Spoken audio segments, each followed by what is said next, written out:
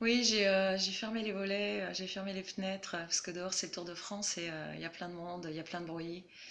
Il fait très chaud et je suis dans ma petite maison et je me faisais la réflexion que dans cette ère de surcommunication avec toutes ces plateformes de tous les Facebook, Instagram, etc., etc., où on like, on dislike, on fait waouh, ou alors hi, ou machin. Euh, je suis un peu troublée parce que mon téléphone me met des carrés partout, je sais pas ce qu'il fait. Bref, on relaie tout et n'importe quoi.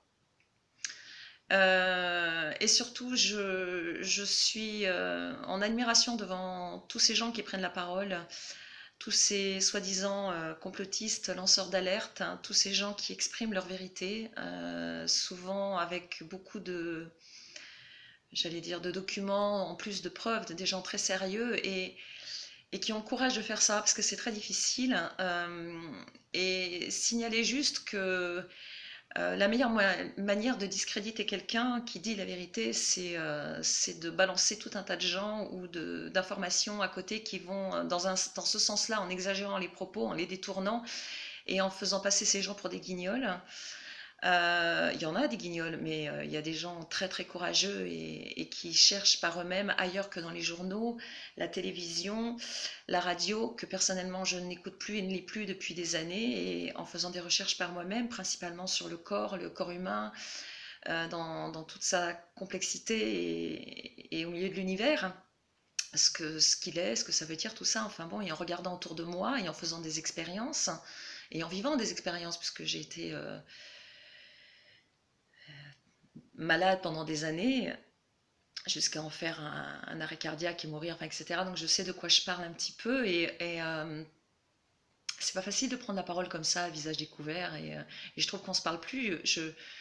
Regardons autour de nous, parlons à nos voisins, euh, regardons le monde tel qu'il est à côté de nous. Et moi, je sais que je mets pas de masque parce que j'ai une raison légale. Je ne sais pas si j'aurais le courage, non, sinon d'assumer, je pense que oui, mais bon, du coup, ça me permet d'avoir énormément de discussions avec plein de gens. Et c'est très rare les gens qui ont peur du virus et qui le mettent vraiment pour se protéger. Et je les comprends tout à fait. Hein.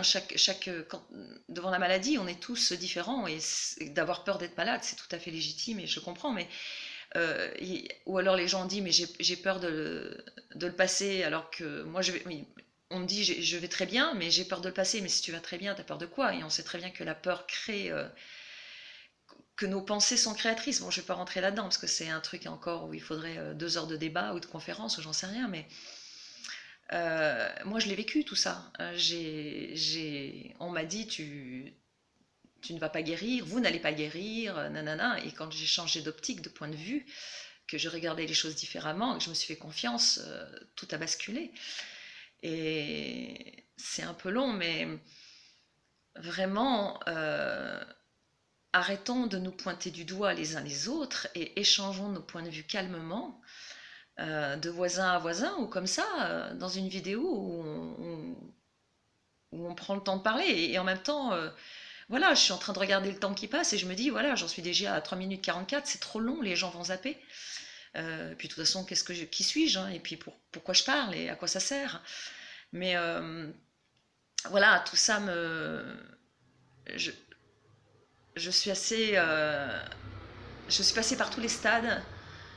J'ai été catastrophée. J'essaye de rester calme. Je reprends mon calme et je me penche sur le projet que j'ai d'ouvrir un lieu de guérison et de ramener leur autonomie de santé aux gens en privilégiant une autre médecine, en gardant celle-ci pour ce pourquoi elle est faite, c'est-à-dire réparer quand c'est trop tard, j'allais dire, et puis pour ceux qui l'aiment et à qui ça convient, mais il y a plein de gens qui en ont marre. Hein.